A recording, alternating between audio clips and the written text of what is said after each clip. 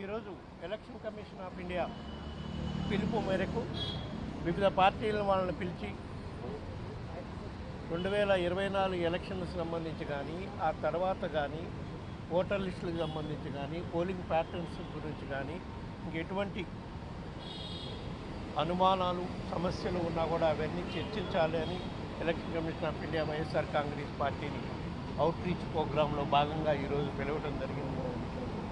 దాంట్లో భాగంగా మేము వైఎస్ఆర్ కాంగ్రెస్ పార్టీ తరఫు నుంచి నేను, మా పార్లమెంటరీ పార్టీ లోక్సభలో నాయకులు మిథున్ రెడ్డి, మాజీ పార్లమెంట్ సభ్యుడు బేలాడి చంద్రశేఖర్, వివిధ పార్టీ ఫంక్షనర్స్తో కలిసి ఎలక్షన్ కమిషన్ ఆఫ్ ఇండియా దగ్గర మీటింగ్ నిర్వహించడం జరిగింది. దాంట్లో 2024 ఎలక్షన్స్లో రాష్ట్ర వ్యాప్తంగా జరిగిన ఎలక్షన్స్లో ఈవీఎంల తీరుపై కొన్ని డౌట్స్ ఉన్నాయి. ఆ డౌట్స్ కొన్ని నివృత్తి చేయాలని అడిగాము. మరీ ముఖ్యంగా కొన్ని నియోజకవర్గాల్లో ఈవీఎంలకి వీవీప్యాక్లకి కంపారిజన్ చేయాలని కూడా అడిగాము. అవి మీరు చేయటం లేదు. దానిపై ఎలక్షన్ కమిషన్ ఆఫ్ ఇండియా ఇచ్చిన నామ్స్ ప్రకారము డబ్బులు కట్టినా కూడా ఈవీప్యాక్స్కి ఈవీఎం కౌంటింగ్కి మ్యాచింగ్ చేయడానికి కౌంటింగ్ జరపమంటే జరపట్లేదు అనే అంశంపై ప్రధానంగా డిస్కస్ చేయడం జరిగింది.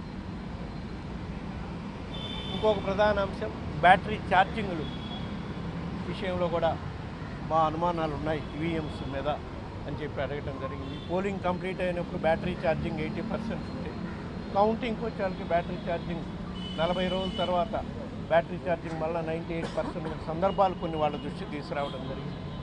అదేవిధంగా పోలింగ్ ఆఫ్టర్ 6 PM పోలింగ్ శాతం ఆంధ్రప్రదేశ్లో ఎక్కువ నియోజకవర్గాల్లో పోలింగ్ శాతం పెరిగింది. అది సుమారుగా 4 కోట్ల ఓట్లలో 51 లక్షల ఓట్లు ఆఫ్టర్ 6 PM జరిగిన పోలింగ్లో వచ్చింది. దానిపై కూడా పూర్తిగా ఎంక్వైరీ చేయాలని చెప్పి మేము కోరడం జరిగింది. అదేవిధంగా కొన్ని పర్టికులర్గా మేము అడిగిన వాటన్నిటికీ వాళ్ళు ఎలక్షన్ కమిషన్ నుంచి వాళ్ళు ఇచ్చే సమాధానం వాళ్ళు ఇచ్చారు. వీవీప్యాక్ల విషయంలో కౌంటింగ్ చేయడానికి లేదు అని వాళ్ళు చాలా నిర్బంధంగా చెప్పడం జరిగింది. బ్యాటరీ ఛార్జింగ్ విషయంలో అవి రీఛార్జబుల్ బ్యాటరీలను పెట్టడం జరిగింది కాబట్టి వాటిని పెరగటము తగ్గటం అనేది ఉండదు అనేది వాళ్ళు చెప్పే కార్యక్రమం చేయడం జరిగింది.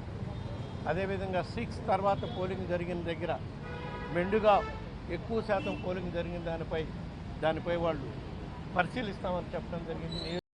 Please subscribe Citizen Voice and like and share please.